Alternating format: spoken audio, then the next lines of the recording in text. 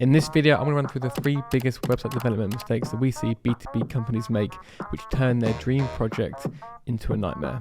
An expensive and time-consuming nightmare. Okay, so let's jump straight in. And the first one I want to look at, and one that we come across a lot when we're onboarding clients, is looking at tech stack.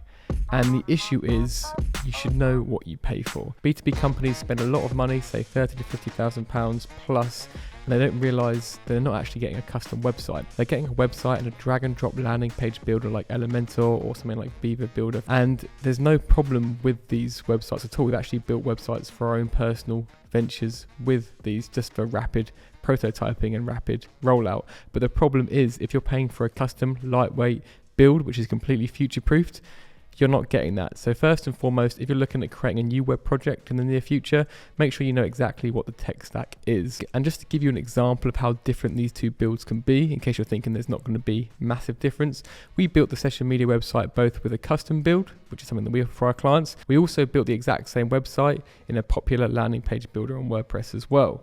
And if I share my screen, this is one of the biggest arguments against landing page builders versus custom builds. This is our session media homepage here, as you can see. And if we scroll down and go to a line here, results you can rely on, and click on inspect, what we can see here on the left hand side, it highlights the area of the div that we're hovering on. And as you can see here, it's just this one div. I go down, there's maybe like 4 lines. So 1, 2, 3, 4, and then it goes and it highlights the whole section. Very few amount of lines for that one bit of text, which is how it should be. Really lightweight, loads really nice. There's none of that cumulative layout shift, which makes the page jolt. You know, when you're on a page, it just jolts.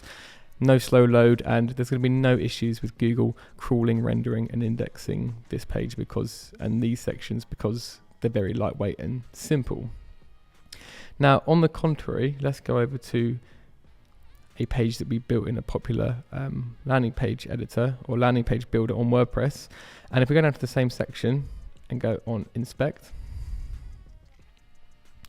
we can see here, let's go and look at the left hand side again where it's highlighted. Okay, so up here,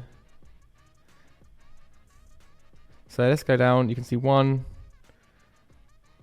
down this div, 2, 3, 4, 5, and all these lines within here, 7, 8, 9, 10, 11, 12, 13, 14, 15, 16, 17, 18, 19. See all these divs down here which are closing off all the scripts they need up here to pull through in order to actually pull this styling through.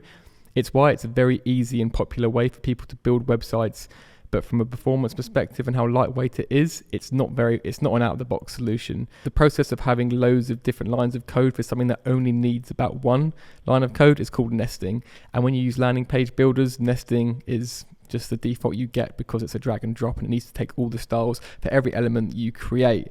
And nesting isn't the only issue. The other issues consist of the fact that these types of landing page builders aren't native to WordPress. So it's only going to take an update for your website to break. So you need to constantly monitor that and make sure that in the future it still works with every PHP update of WordPress. It's all about knowing what you're paying for, and if you're paying and you have the budget and you want to go out there and build something that's completely future-proof, completely custom, has the same back-end interface in which you can easily rebuild and repurpose modules and templates, then go with the custom build and just make sure that you're not paying a lot of money for something which could ultimately have been developed in-house by someone who doesn't know how to code.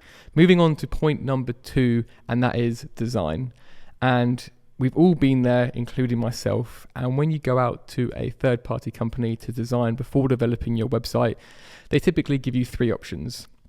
And you can become very lucky and see one of those options and say, you know what, that has completely nailed the brief and that was exactly what was in my head. Thank you for doing such a good job. But what we found from not only our own experience, but from seeing and speaking to other B2B marketing managers and directors is typically they get given 3 options of a new website design, and they end up having to choose the one that they hate the least due to the fact that 3 designs typically isn't enough to completely nail the vision you have in your head every single time.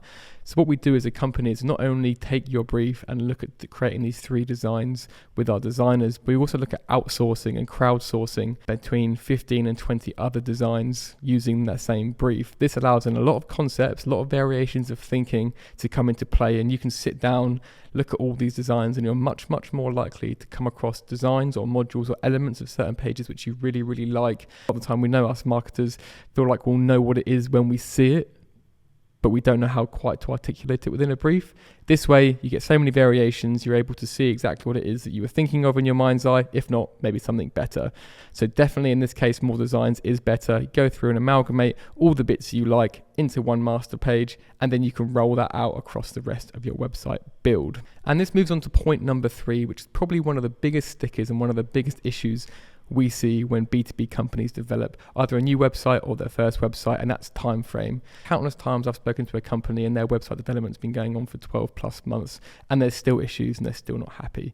And that very much comes down to the 2 issues before. 1, they're not happy with the designs. There's going to be iterations with the design and changes at last minute or halfway through. The second one is the tech stack. And because developers may be new or they're different developers have different preferences within companies, and then some may leave or some may sort of join in, there's always going to be issues with continuity when it comes to the development process and what language they're using or what framework they're using or just the process they go through.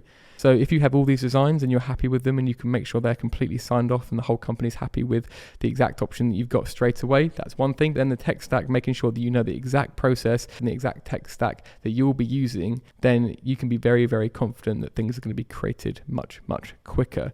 In our mind and what we've seen across the board from the websites we developed, there should be no reason why this website development takes more than 3 months for 1.0 version of your website. It's not a complicated Magento e-commerce site. It's more often than not a B2B brochure site, and any more than 3 months, you're getting diminished returns on the outcome of what's going to be within the project. In my opinion, anything more than 3 months is a complete waste of time. So definitely build that into your plan when you're looking to scope out your next B2B website project. Right, that's all for now. I hope this shed a little bit of light onto things that you should avoid when it comes to your next website development projects. If you have any more questions, feel free to hit the link below. Otherwise, see you in the next video.